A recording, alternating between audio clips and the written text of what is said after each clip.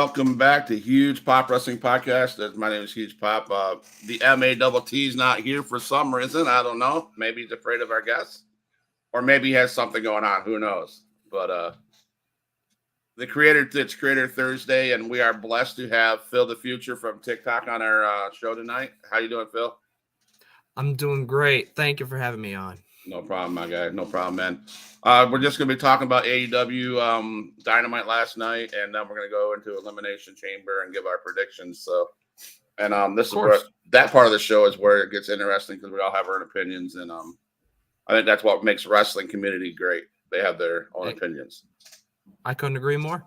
Sometimes it gets chaotic in on the TikTok world with everybody's own opinions, but we got to understand that everybody's able to have their opinions. So that's what this show's about. So thanks to everybody for joining us on whatever platform you're watching us on. I want to give a plug out to the Wrestling Box, if you can see that up above Phil's head. They're a sponsor. They do Funko Pop boxes, wrestling mystery boxes, and if you use Huge Pop, yep, right there, Huge Pop, you can get 15% off their box on Cratejoy. So check them out. Anyway, let's dive right into AEW Dynamite, man. All right. So you go ahead. Give me your thoughts on that. The first match, what you thought about it. I believe the lineup was tag team match Claudio Casanova and John Moxley versus Russian Preston Vance.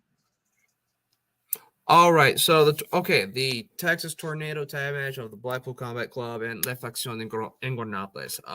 Yes.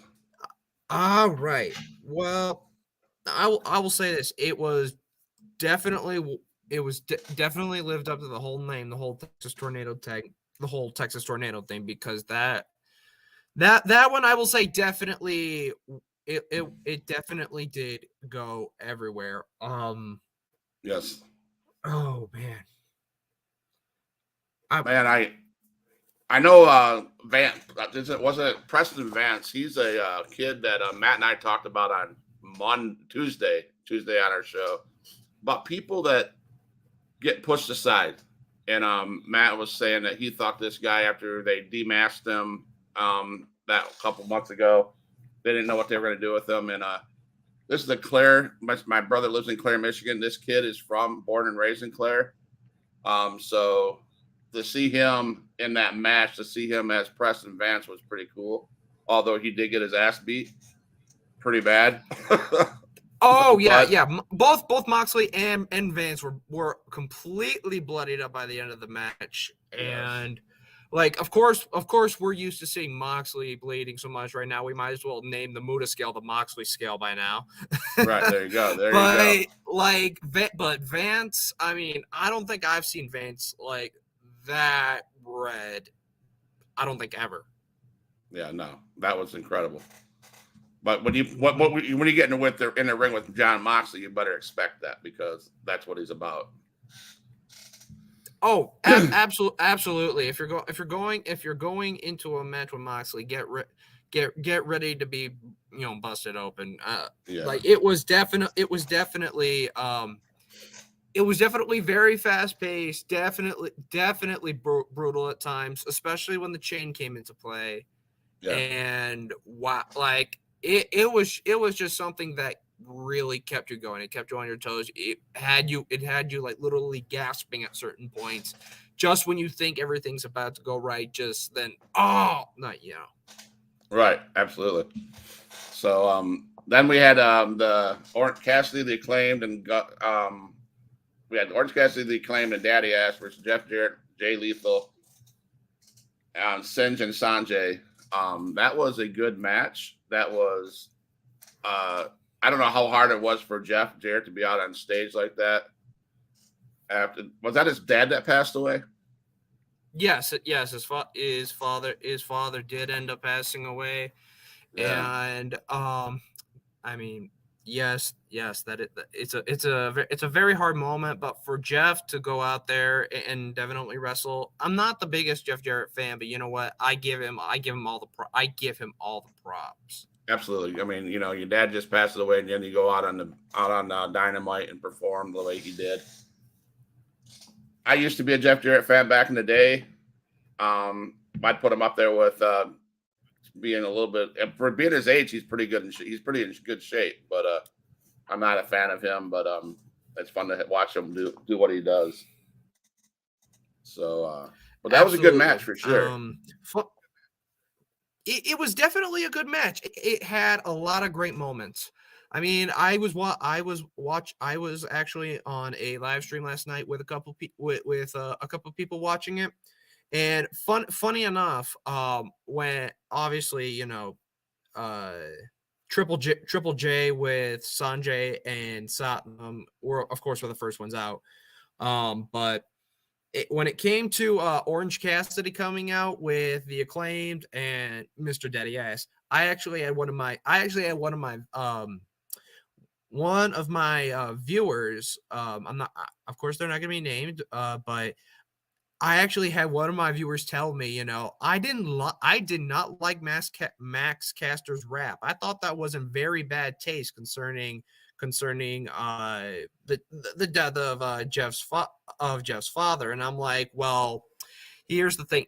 Like, honestly, if Jeff did not want anybody to mention his dad, he would have made sure that would not have gone out on air whatsoever.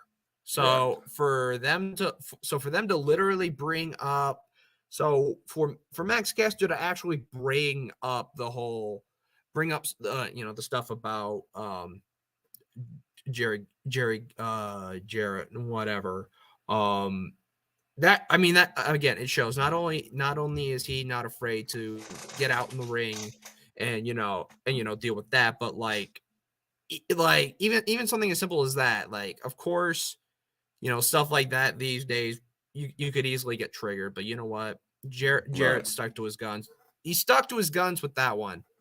Absolutely. That was a good one. I just put two and two together, man. Yep. The one thing though that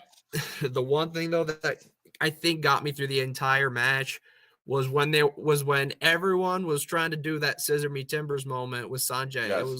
It's like Anthony got it. No, Lethal pushed him out. Oh, wait a minute. We've got Daddy S is gonna do it. Oh no. Jarrett took him out. Wait, Orange Cassidy's gonna do it. And then like that old moment there just got me. Right. No, Zach, thank you for the subscribe. I do not think I have emotes for people that subscribe. I appreciate you subscribing to the Twitch channel. Thank you so much. But yeah, when you see Max Carter pay homage to Jeff Jarrett, that before he started his rap, that was pretty sick. That was pretty good of him. There was no bad feelings at all. He wasn't being disrespectful. They all know who the legends are. And if they're smart, they would pay homage to the legends for sure. So I like I'm an Orange Cassidy fan. They're all trying to do that scissor me move. He walks up to and he does his little kicks and stuff, and but he does this, and it's pretty funny. I enjoy him, so I was pretty good about that. But so yeah, that was that. I mean, I don't know. That was about probably a C+ match, if anything, but it was okay. We've seen Cassidy. Yeah, go ahead. You can go ahead. I'm just saying I agree. Definitely. Yeah, no. So here's my question. Matt and I talked about this last week. Do you see Daddy Gunn eventually turning on the Acclaimed? I've actually thought about that for a little bit, and honestly, for me, it's kind of really rough to think. It's kind of really rough to think about, because the fact that the Guns right now are AEW World Tag Champs right now, to me, I found it absolutely disgusting, because, like, I'm sorry, out of all the teams you could give it to in like AEW right now, that I don't really ever see becoming tag champs at all. Like the way that the Guns did it, for me, it was just like absolutely not. I just can't get behind them at all. And like I don't know what it is about them that I can't really get behind them for, but like I just it just does. They just don't click with me. And No. the fact they're tag champs, I'm just like, oh no, like no. These guys are only here to be transitional champions. Because I don't care about seeing them whatsoever. I just don't care. Right. I see the Acclaimed winning them back at Revolution. That is, unless we get two tag teams that I can really see winning them within the next 2 weeks. Since we're getting a battle royal, I believe, next week, and then the week after that we're getting a casino battle royal. Right. To determine the other two teams that will be in that fatal 4-way at AEW Revolution. And I think, at first, because I mean, I feel like it would be old seeing the Acclaimed and the Guns go at it, but I think a fatal 4-way I think is a great way, great way to do it, because I think both the Casino Battle Royal and the regular tag team Battle Royal will both, it's going to determine a lot down the road, and I feel like those are great ways to bring them in. And if Daddy Ass does do something at Revolution, though, that allows the Guns to keep those titles, yeah, I'm gonna be shocked. I'm gonna be like, no way. Yeah, that's the only reason why I would think that they put the belts on the Guns is for some kind of turn, because it doesn't make sense. I mean, they don't deserve those belts. There's several other tag teams out there that deserve the belts. That people are saying the Dark Order, Private Party, Best Friends. There's a lot of good tag teams out there that would probably be a lot better than the Guns. I mean, we have a friend of the stream. We have the friend of the Huge Pop Wrestling Podcast, Shane Taylor, that's new into ROH. Well, he's back in ROH. He's been on AEW a couple times. So his posse's big. I don't know if you've seen Shane Taylor or not, but he's a big man. I've seen some Shane Taylor before. I saw I believe it was his tag team match with Swerve and Glory at Final Battle. That was sort of like the first time I really got to experience the Shane Taylor production. So promotion. I mean, don't ever say production. That's Shane Taylor promotion. He'll correct you in a minute. Promotion. Well, Shane Taylor, please don't come after me for saying that. My bad. I didn't know that. No, like he's a good guy. I'm not that familiar into Ring of Honor, but like I've definitely been keeping up with like Ring of Honor pay-per-views. I believe. Oh man, it was right after Final Battle. Death Before Dishonor. That was the first Ring of Honor pay-per-view I actually got myself invested into it. So okay. I'm definitely ready for Super Card of Honor too. So yes. So then we had Mark Briscoe versus Josh Woods. Ooh, yeah. Man. We can first say this guy, Mark Briscoe, going out there 2-3 weeks after his brother passed and doing the stuff that he's doing is incredible. It's amazing. Mm-hmm. I've always been a Briscoe Brothers fan. I've loved them in GCW. I love watching them all over the place. That's a great team. Driving home. Matt says he's driving home right now. So exactly. Yep. Like I feel like no matter whether it was just Jay doing a match, Mark doing a match, or both of them, as soon as you heard that, that reach for the sky, boy, like automatically it's like, oh, hell's breaking loose. Like yes. Automatically, like and the fact that at least from what I understood last week when what was it? Josh Woods stepped up to Mark Briscoe. From what I understood from that encounter, it seems like those two had history back in Ring of Honor, if I am not mistaken. And you know what, Mark won, and don't get me wrong, that was a great match. They did have a great match together. But I will say, yes, that Mark Briscoe won, right person won. I'm all for it. Right. No, yeah, the right guy. He did it. You have to give it to him. You have to put the one on him for sure. The move, the chaos theory that Woods put on Mark Briscoe, that was incredible. Chaos theory. I know. I love seeing. I'm a Ray Phoenix and Penta guy. I love seeing them getting that involved. They're awesome. I mean, I love them. I thought they got screwed. I'll open up this little debate here. They got screwed over by the Elite. I'm not a fan. I'm not a fan of. I like the Young Bucks. And I like Omega. But after the shit those guys got into backstage and all that crap with the scrum and bull, all that stuff, you give these guys their first time back a shot and make this a seven match tag team event, blah blah blah.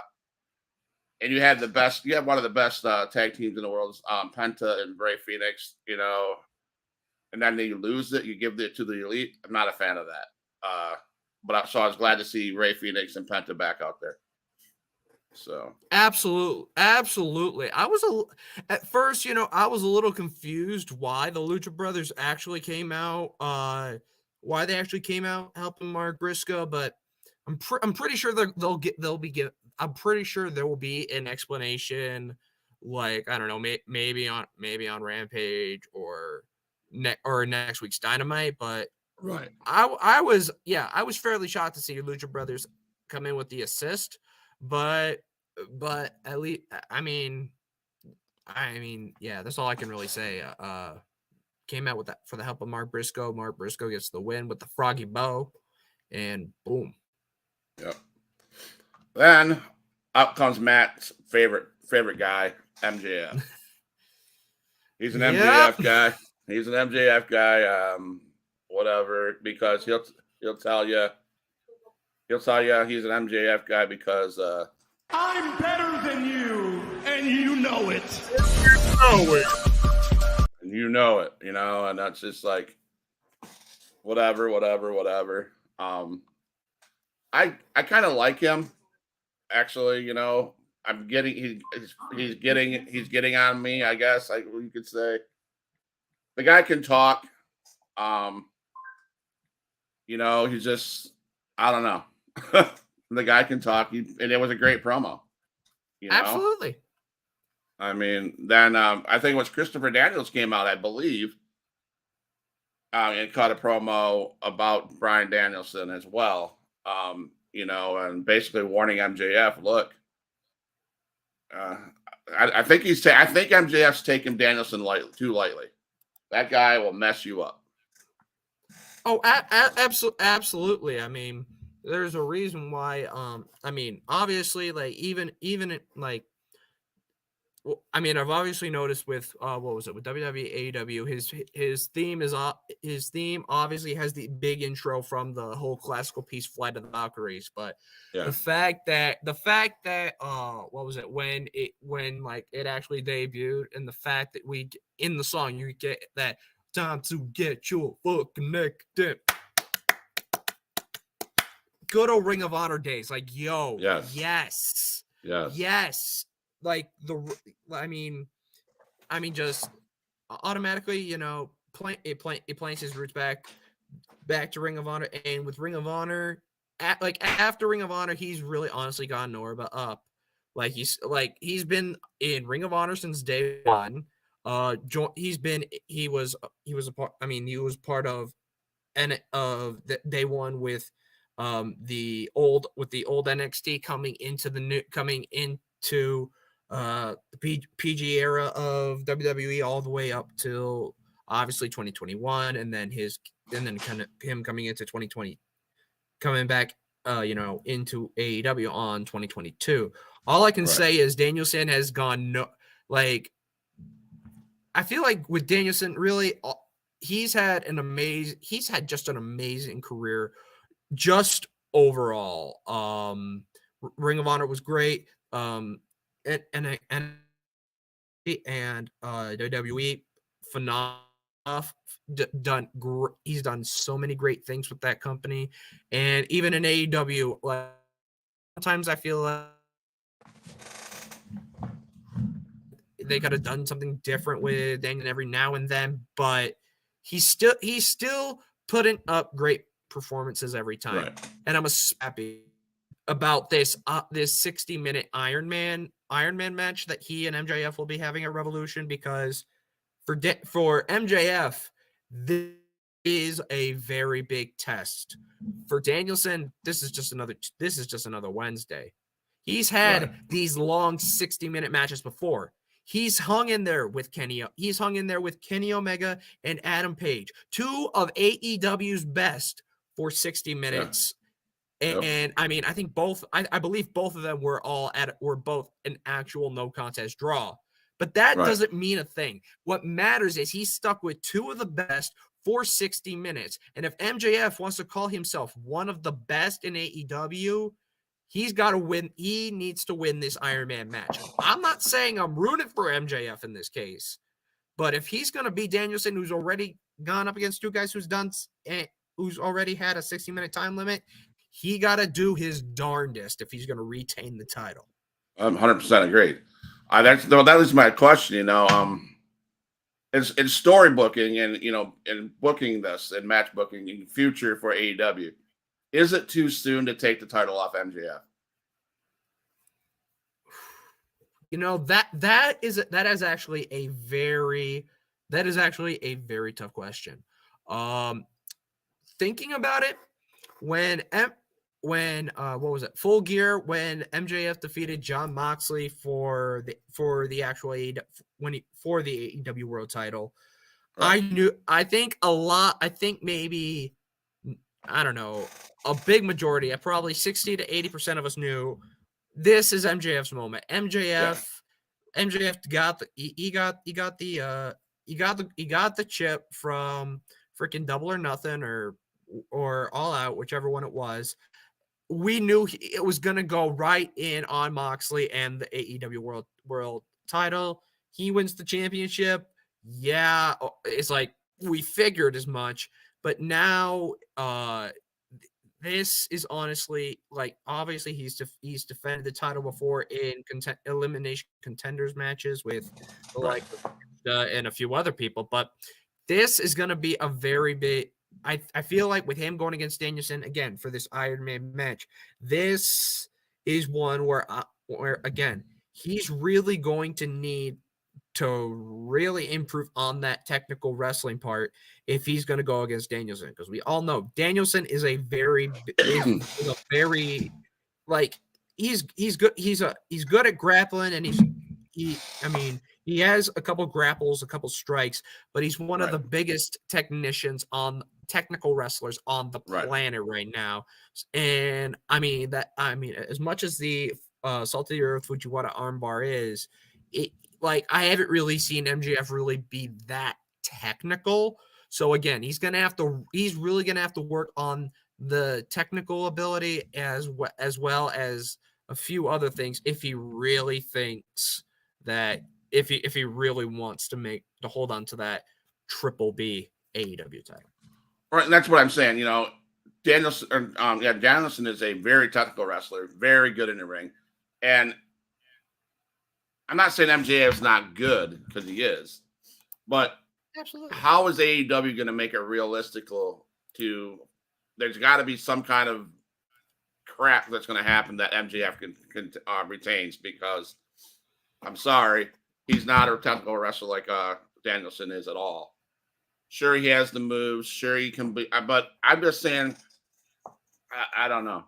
But on the other hand, Danielson does not need the title. He really don't. He's done so much and done so much for the business.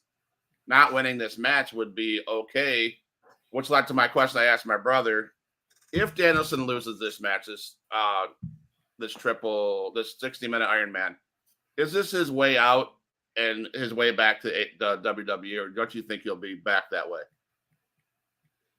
I think, honestly, with this match, I would not be surprised if Danielson didn't win the title off at MJF. But then again, part of me would still think it's a little bit too soon, since Full Gear was November. So Yeah. like what was this? So yeah, December, January, February. He'll be defending it. Yeah, he's defending it like beginning of March. So just around 4 months. Right. I just think it's too soon. Yeah, honestly, again, with it being a 60 Iron Man match, it could probably go to either person, but I think I feel like in AEW's right mind, they would be doing justice for MJF if MJF retained. Of course, You're gonna have those people, those certain people on social media complaining that if MJF wins, Danielson's gonna be buried. He's not gonna be buried. Like, he's just one of those guys that's just like he's always going to get that. He's always going to get the, no pun intended, huge pop, because that's who he is. Like, he's not going away soon. Yep, you could put him in a match against a mop, and you get the huge pop. So, exactly. But I have some. I'm going to take some time to get some questions out here for you, Phil, and from the chat while we wait for Matt to get here. Zach says, "Do you guys see Malachi Black making his way back to the WWE in the next year or two? Will we see Malachi Black back in WWE?" Okay.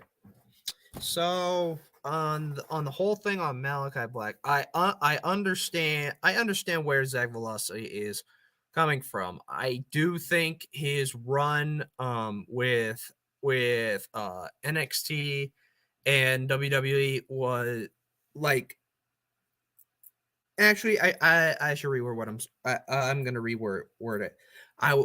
When he won the NXT title off of, I believe it was Andrade, at Takeover New Orleans, I was hyped. This was, obviously under the name of Aleister Black. This was a guy I was very interested in, because I don't know, I'm just into those kinds of characters. Really interest me. So, I thought, hey, he's NXT champion. He's gonna. I see him doing great things on the main roster. He comes on the main roster. He really doesn't do that. He really doesn't do that much. Like, he shows up on he shows up on SmackDown and Raw on just very few occasions, and doesn't really he doesn't really do a whole lot. Like, I remember he and Ricochet, like, at WrestleMania 35, was in part of that fatal 4-way for the Raw tag team titles. Obviously, they did not win that, but they just could have done a lot more with him when they still had him. Right. Because mainly all he was doing was shooting all these dark promos, like he was Sean O'Hare being the devil's advocate. Like, I'm not gonna lie. Right. And then, funny enough, around the 2020 time when Andrade held the U.S. title, I could be completely wrong about this, but I heard that Aleister Black was going to be the guy that would defeat Andrade to become the United States champion. However, I do believe he did say, that if it's not going to be in front of a lot of people, that, like, what's the real point of it? Like, you want that moment where when you win, you've got the crowd you've got that crowd just screaming at you, like, in that huge moment. And for that reason, he did turn it down, which is why we ended up getting the next champion in Apollo Crews. But yeah, his turn to AEW, his debut into AEW was perfect. Him showing up right in the middle of the Arn Anderson Cody Rhodes promo and just completely wiping out Cody Rhodes and beginning that feud. That was the start of something really great. I was enjoying that. But then next thing you know, we get this slow beginning of what would become the House of Black. Brody King comes in from like MLW, bringing in the Kings of the Black Throne, which I thought was great. I thought it was great. I thought Kings of the Black Throne would be great. Buddy Matthews comes in. I'm like, okay, another shot for me was Buddy Matthews. And then when he joined Malachi, forming this House of Black, I was not really sure where it was really going to go, because there was nothing really going on for them to actually do. Like, they had that feud with Death Triangle. I liked the feud. I did like the feud with Death Triangle, because again, it gave us some other different characters. It gave us Penta Oscuro for a little bit, which if you've seen Lucha Underground, great character. And it even gave us just the Blind Pack for a little bit, which those promos were amazing. And then that led into Ray Phoenix and all that, but it really did not do much for them. And Malachi even said, I'm probably thinking about quitting. But then the next thing you know, they got I think what happened was, they feuded with Dark Order, and it didn't really go well either. Exactly, Velocity. But when they when they brought in this whole thing of them becoming reborn, I really got excited. Funny enough, I was at AEW Dynamite for Thanksgiving Eve in Chicago, which is where I'm from. Okay. That was when they came back, and I went nuts because I'm like, yes, the House of Black. I could see the House of Black becoming trios champions. It just so happened that they came back during the whole best of 7 between Elite and Death Triangle. So really, I don't know if House of Black is going to eventually hold said trios titles or what's going to happen. I'm just hoping that that the House of Black actually finds a way where each of them can stay relevant in their own way.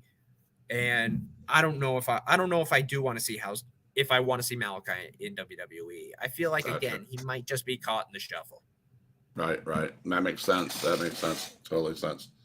Then we move down to Jungle Boy Jack Perry versus Brian Cage. I will say a plug-in. I'm excited I get to meet Jungle Boy next, not this weekend, but next at Pensacon. So I'm super excited about that. Yeah. So I don't know, that match is okay. A coaster. It was all right. Okay. I mean, it ended with the return of Christian Cage or whatever. Oh, I got very excited when I saw that. I heard that dun, dun, dun, dun, dun, dun, dun. I'm like, wait a minute, I've heard this before. I see the countdown. I'm like, Christian. Yeah, I'm like, I was so hyped for the return. Phil, some jackass just popped in our stream, and I don't know what the hell. But, who this guy? Who this? Who that? The whole damn show is here. Who is here? Oh, shit. Anyway, he was talking. He was, finally we got somebody knowledgeable out here. He was talking. So go ahead, Phil. Share your thoughts again. Sorry about that. All right, let me go find my book. Christian coming back. Yeah, but Christian coming back was for me, that's a very big deal. I've been a big Christian fan since I've seen him, since his beginnings in WWE and all that. But when Christian came back, I was very excited. And the fact that, what was it? He took off the sling, pulled off the cast. It's like, oh, he's back at 100%. Yeah. And he pulled that kill switch. Every time he does, I yell kill switch engage. Nice. Just because I just have fun with it. But yeah, I was very excited for the return of Christian Cage. I cannot wait to see what terror he unleashes on Jungle Boy next. Right. So we're gonna finally see Luchasaurus.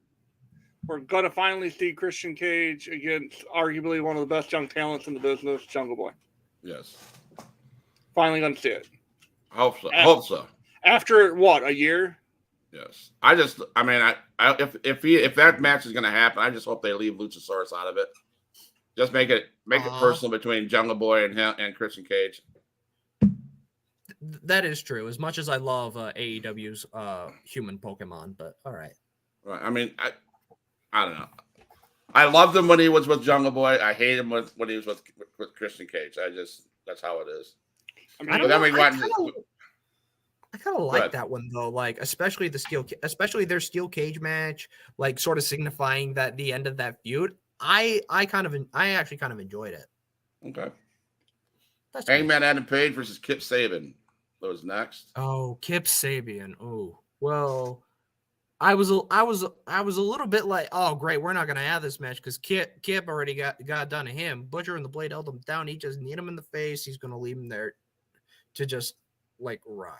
Sabian comes in with the whole cowboy hat, being a complete troll, which I absolutely love. I love it. I love this new character that Kip Sabian has, especially since we have not seen him ever since he's been a box head in the crowd. Right. That gimmick was freaking awesome, though. That was hilarious. I will say that was freaking hilarious. And I love Kip Sabian being a complete troll to the whole cowboy gimmick. He comes out with the hat. He starts playing around like he got the 6 shooters on his side. It was great. It was freaking great. And I mean, Hangman kind of put him in his place. Right. A part about that match I loved was when Dark Order came in front of Moxley, and the match was announced for Revolution, the Cowboy Revolution Texas Death Match. Yeah, the Texas Death Match now. That's going to be a badass match between Moxley and Hangman. I'm excited. Yep, and next week they the Blade Runner. Yeah, the Blade Runner. Blade Runner.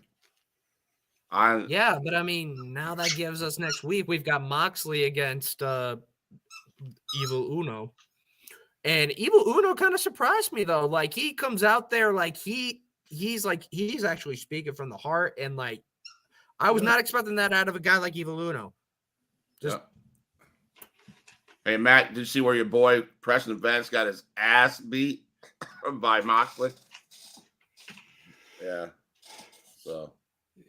Oh, I mean, it was a great match though. It was good, but what I was telling Phil earlier, it was good to finally see. Because we were talking about it a week ago, how they took the mask off of Preston Vance and they haven't done anything with him. And then all of a sudden he shows up big on a big part of the show last night. So that was pretty good. I mean, yeah. I mean, his government name's Cody. I don't know if you knew that. Yeah. But I talk to him ever so often via Facebook, and he said that there's big things to come. So good. Then my girl Ruby Soho, the Miss Britt Baker, DMD, and Tony Storm. That match was on fire. Now, don't be talking any trash about Tony Storm because Phil might have to end you. Well, he already said that. He already told me. He knows. He already told me it was for personal reasons he wanted Tony Storm to win. Personal reasons. I have personal reason why I wanted Ruby Soho to win, so I'm just saying. I got that. So that was good to see her finally. I'm so happy that Tony Khan is finally giving Ruby Soho the push she deserves. Well, in that regard, she has been hurt. Yes, so I'm excited that she's finally healing up where she can finally go. So that's how the AEW ended. So I know, Matt, we are running to the end of the last part of the show. And one thing we like to do is when there's a pay-per-view going on, we like to give our predictions. So, of course, this Saturday's Elimination Chamber from Quebec, Canada, Sami Zayn's hometown, Montreal, the Bell Center. We got predictions, so. Well, let's jump into the ones that really don't, in my opinion. I mean, I'm not emotionally invested like a lot of people are with Brock Lesnar and Bobby Lashley. But let's just hop in with that one. Go ahead, Phil. Oh, okay. Okay, so BL versus BL3. Okay. Yeah. They're both BLs, but whatever. Bobby who? Exactly. I mean, yeah. We know. Yeah, we know the running. We all know the running joke. But yeah, with Brock Lesnar, Bobby Lashley 3. Again, like everyone else, I'm not really that into this match. Like, honestly, for everybody, there's always a match during the pay-per-view where it's like, well, I gotta go use the water closet. Just give me a minute. What I miss. And then Popcorn come back match. like, okay, yeah, exactly. It's like what I miss. Like, not much. Well, okay, cool, whatever. But yeah, You Bobby missed Lashley, Brock bar Lesnar. takedown. Hey, our bar. Armbar. Yeah, 1,004 deadly moves of Jericho. But yeah, I'm not really that invested. But if I'm just gonna throw somebody out there and just say, well, whatever, I'll go with this guy. I'm just gonna go Bobby. I don't know why. I'm just gonna go Bobby. Well, so Bobby won at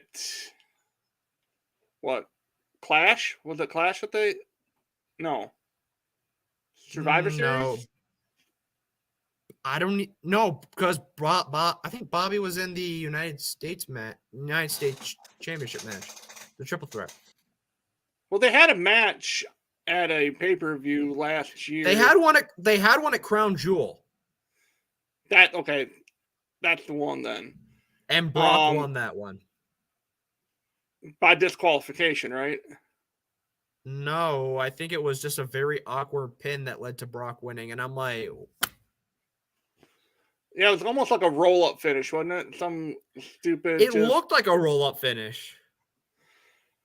I'm going to go Brock wins, and it's going to be in like one of those beatdowns. I think Brock is so pissed off that he's going to just go in there and have his way with them. Yeah. Just for shit and giggles. Plaything. Yeah, I feel my thing is what comes to mind is why do we need another rubber match? Why another one? Why another one? Why Why not just make it a best of 7 series? Yeah, best of 7 in a salad steel cage.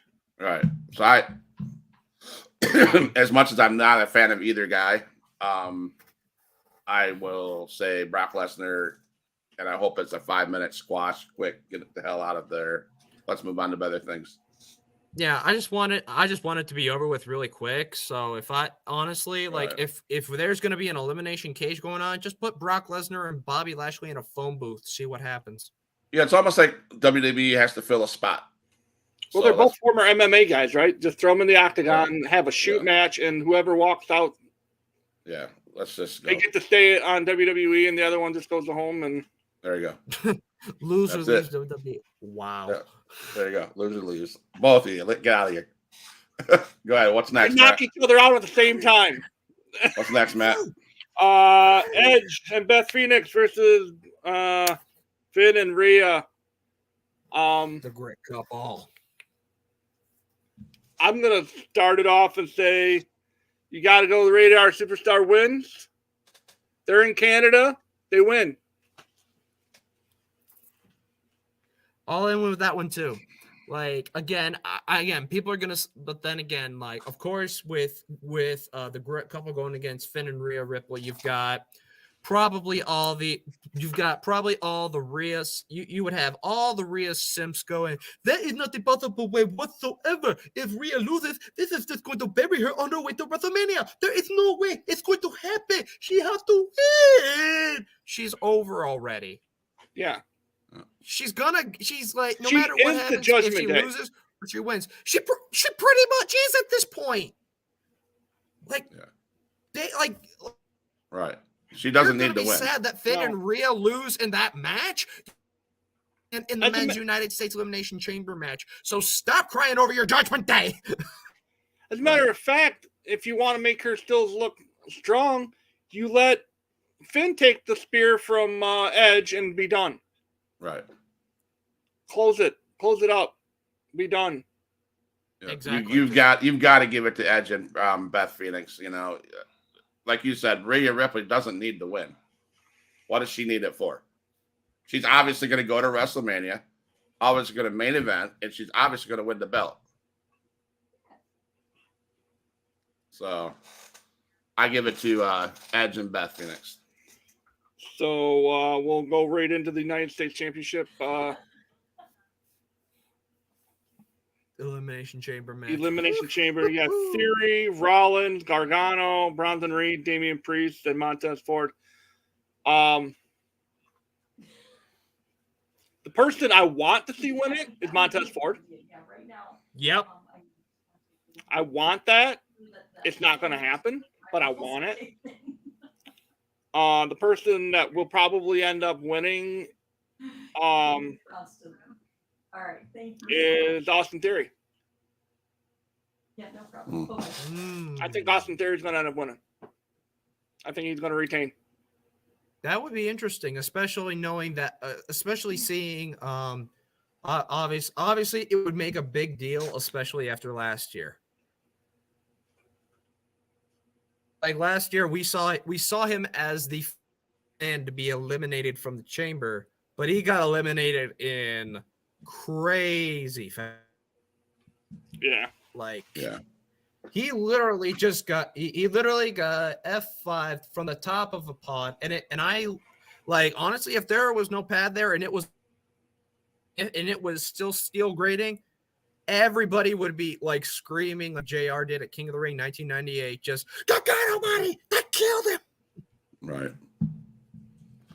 Like, I'm just like, no, and then I see him fall, and I'm like, oh no, he's done. No, somebody call an EMT, please. Right. Like, damn, no. So I kind of agree with you, Matt. I kind of agree that they'll probably give it to Austin Theory, but I would like to see. I mean, I have two guys I'd like to see win. I'd like to see, as hard as it probably my brother gave me shit about, but I'd like to see Seth Rollins win it.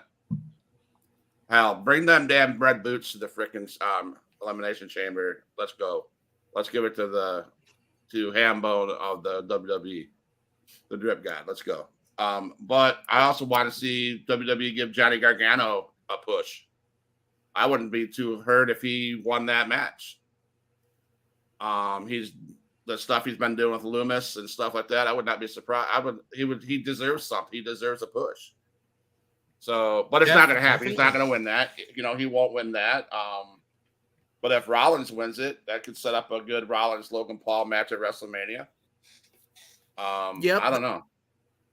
Definitely something I'm looking forward to. I would love to see Seth Rollins versus Logan Paul at WrestleMania, but I'm going to digress from that. Focus on the chamber. For Austin Theory to survive this said elimination chamber, it's again, like I said last year, it was. I mean, we kind of seen that Theory could go kind of far already since he was the last person eliminated, but yeah, I mean, he's got a daunting task ahead of him because you have Seth Rollins, who is like the forever. He's gonna eat. I can see him from like the end of his days in WWE. He is going to be the forever favorite, whether or not he stole Boots' boots from Dora the Explorer. I don't care. Right. I had to throw that in there because I'm sorry, that's what it looked like. But anyway, he stole the boots from Rihanna. That's why she didn't have them on the Super Bowl for him. I don't even think he was there. Well, if you play any video games, it looks like one of those boots from Super Mario Brothers 3. Yeah, there you go.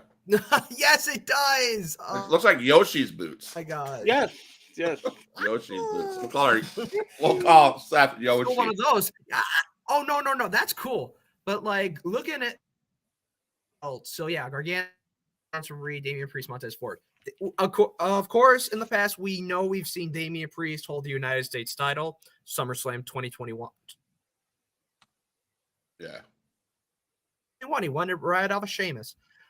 He had a great run with that United States title at the time, and it would be cool to see Damian Priest win it again, come a 2-time United States.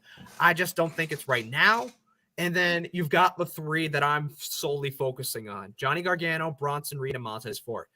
Montez Ford being in the Elimination Chamber already speaks volumes. I don't know if this lead to something where people profits are breaking up. I don't know.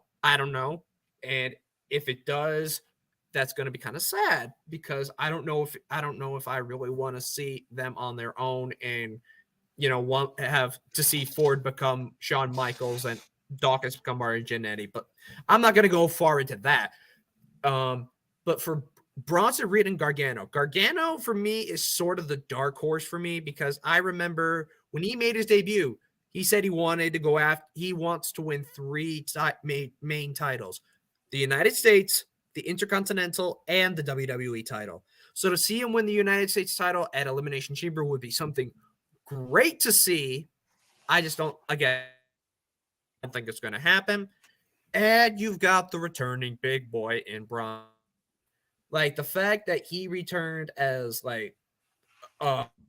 backup for the Miz and that ladder match against Dexter. I don't know why the hell they decided to bring him back like that, but oh my goodness.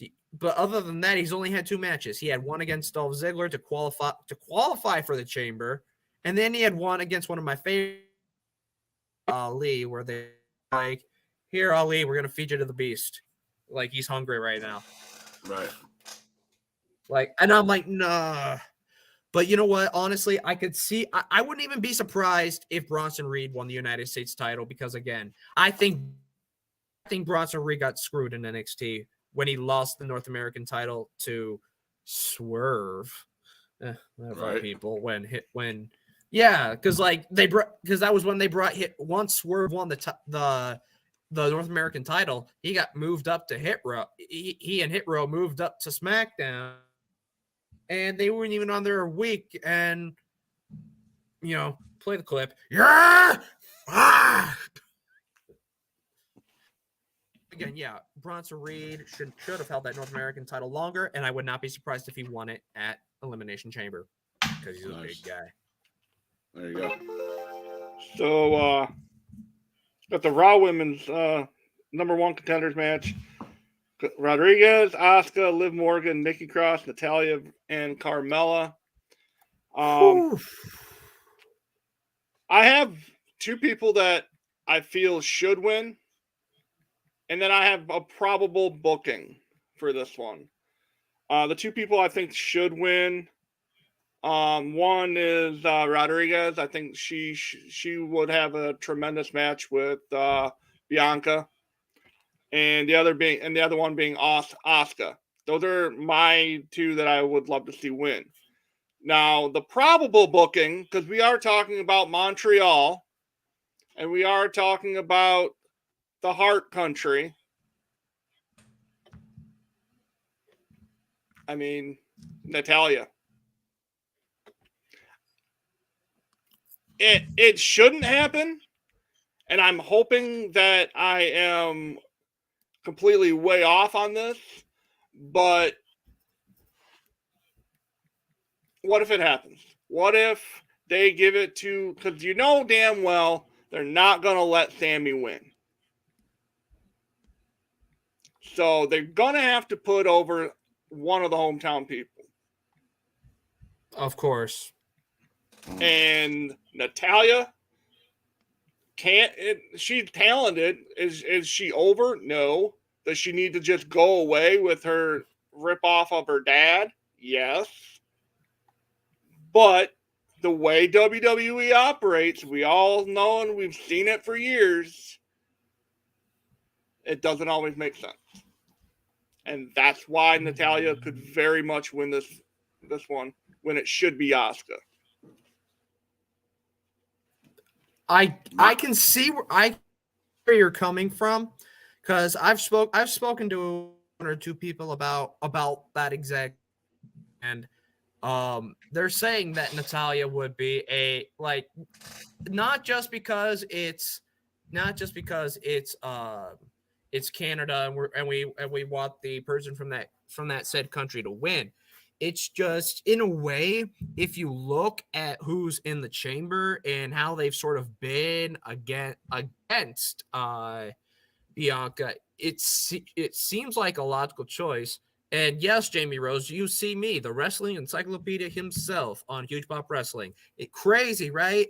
Anyway, I got, yeah. So going on that statement, we've seen Asuka and Bianca tumble a few times.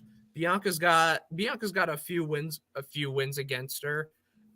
So yeah, that's Asuka. Looking at the other ones, Liv Morgan. We have seen, like, from last year, we've seen Liv Morgan win Money in the Bank and become SmackDown Women's Champion. It's just, how do we remember the championship? The championship her run was somewhat lackluster. If I have to be honest, it was rather lackluster. So I'm not so sure about Liv. Going in then, Carmella, we've already seen this before. Bianca Belair, Carmella at my bank. I don't really see Carmella being that much. I know she's back, but I just not sure. And then we have Nikki Cross, another one. She's gone against Bianca maybe a couple times, and we already know how Nikki is. We already know how Nikki sort of is in the ring. Yes, we are. It's the psycho Nikki, the sanity twisted sister Nikki that I've loved, especially ever since, she just, whenever you bring her out, she's always just hauling ass like that, just hauling ass like that. even though I love to see Nikki do that, like, I don't know though. I just don't think she's gonna be up for it, which then leaves again, Raquel. I think Raquel would be another very good choice to win this Elimination Chamber as well. Like, I honestly think she and Bianca could pull off a great match at WrestleMania, especially knowing that, back when Bianca was SmackDown champion, Raquel was holding NXT down as the NXT Women's Champion, and of course Rio had the Raw Women's Champion. But that's besides the point. I think the only real person who can really stand up to Bianca that way and really challenge is going to be either her or Natalya, and because we haven't really seen any actual Natalya Bianca matches. And if Natalya just happens to be the one that defeats Bianca at WrestleMania, that would be huge. Like, I know it's not really huge in the fact that, she's part of the she's part of the Hart Dynasty, but I mean, for someone that wasn't really knowing that she's one that's not really appreciated much, only being a winner. I mean, well, yeah, Divas title, SmackDown Women's title, tag title.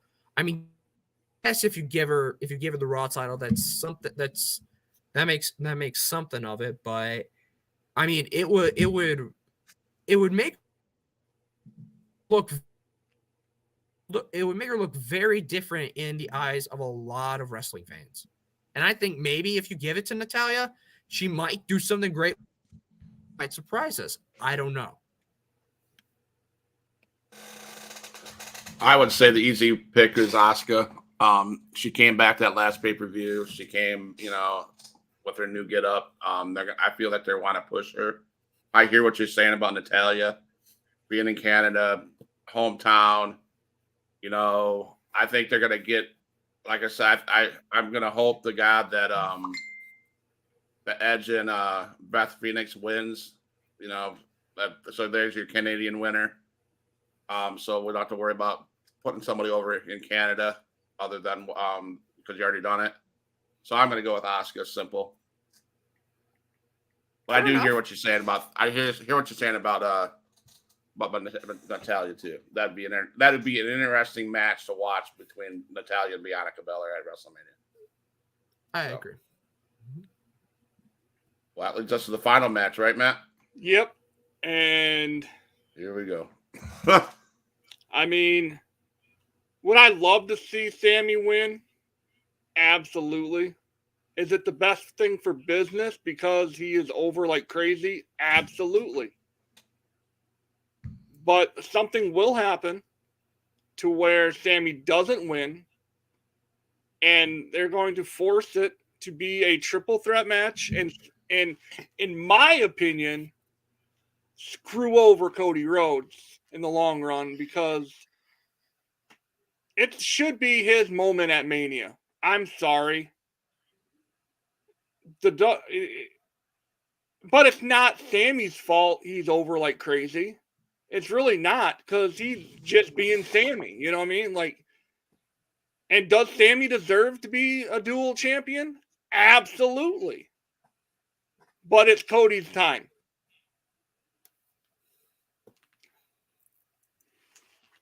I'm going Roman winning. That's my pick. But Sammy should win. Yep, Matt. I've been thinking about that as well. Like, we honestly, like, if what is it like? Rome actually decide to go with Roman versus Seth versus why did I say Seth? Any S's? Roman, Sammy, and Cody for WrestleMania 39. I feel like it's a Daniel Bryan moment. It's like, I heard you need a third guy. Almost every WrestleMania, right? WrestleMania 30. It was just supposed to be Randy Orton and Batista, but Daniel Bryan was promised if he could beat Triple H while still injured, he'd get that shot at WrestleMania 30. And what happened? He won.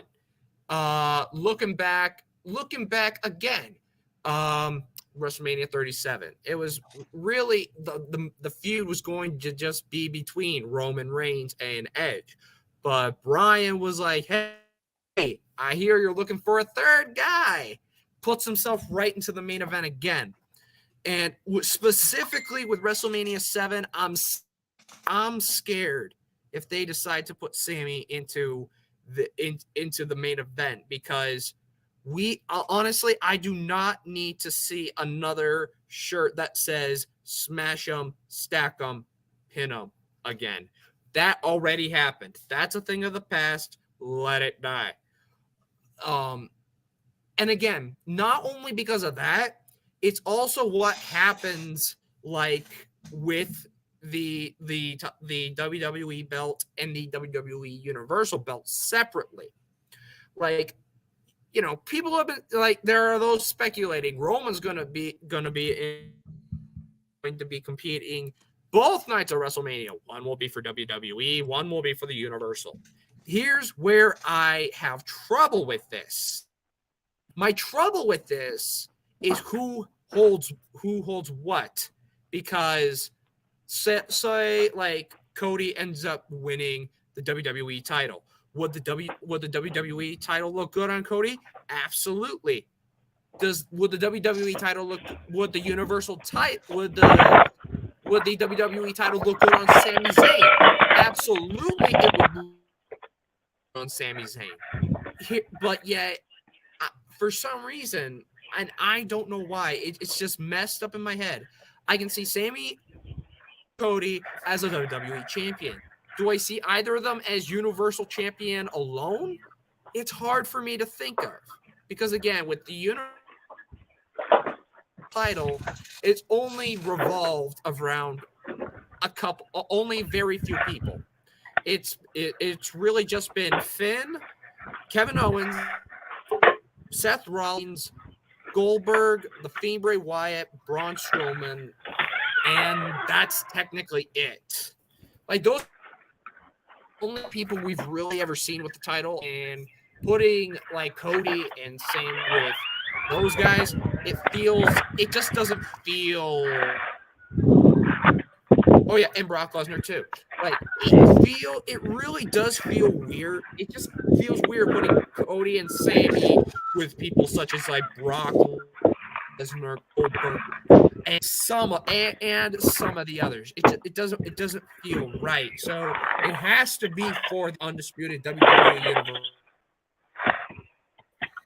Yeah, I feel like if they did this triple threat with Sammy, they're pushing way too far.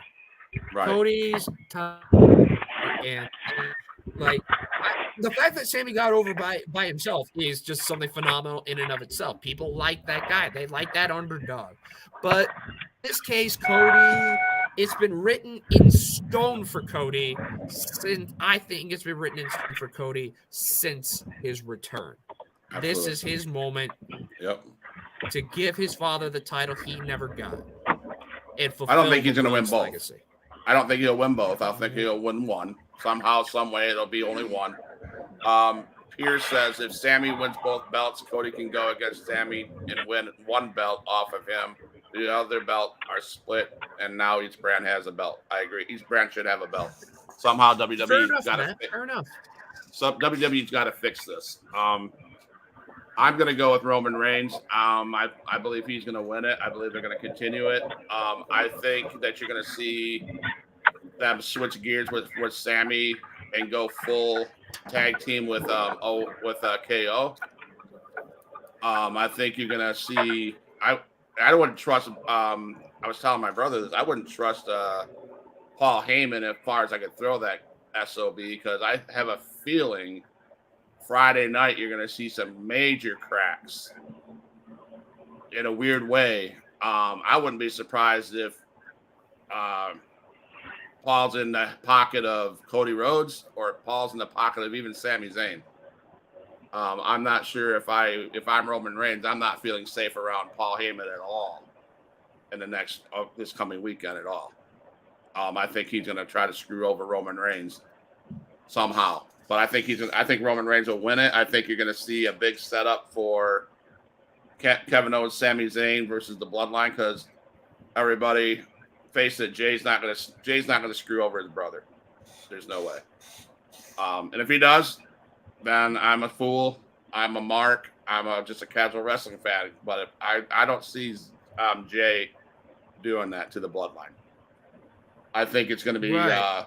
I think it's going to be Roman Reigns winning it. I just think that's what's going to happen.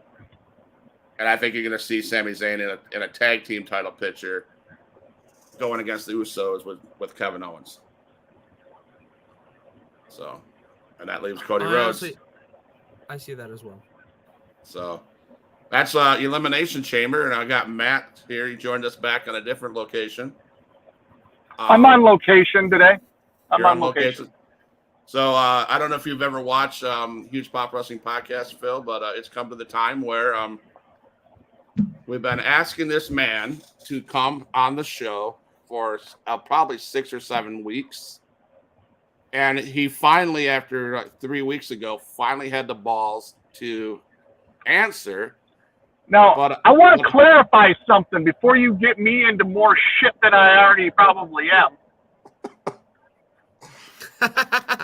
I'm not talking shit. I want to have a conversation with this man. I'm not calling him a puss. I'm not saying that he don't have the balls because I mean, come on. All right, guts. So I've watched my brother do this 7 or 8 times, and I think he's got it down to where he could have a competition with this guy. And that's all we want. We want a Ken Anderson off. And so, Matt, would you like to end the show? Well, I can't go into full character because I am doing that thing you're not supposed to do while you're doing one of these things. But definitely I will try my best to do the voice proper. I don't know how good my audio is right now because I'm not used to. But weighing in tonight at an absolutely freaking astonishing 236 3/4 pounds. Hailing from Green Bay, Wisconsin, Mr.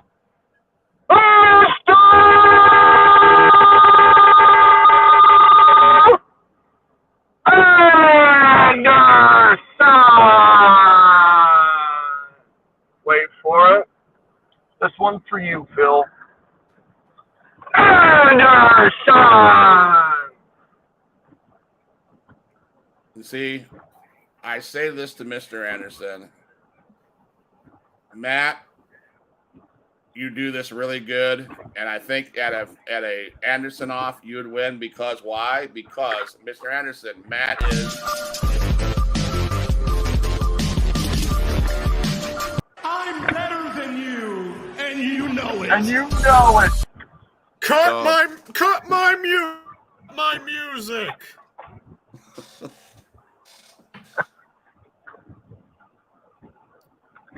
Oh my gosh. So that's Cheese Pop Wrestling Podcast. Phil the Future. Thanks for jumping on board. Thanks for taking up the space. I appreciate it. Nice meeting you. I agree with the comments in the chat. You are the wrestling encyclopedia. It was great hearing your knowledge.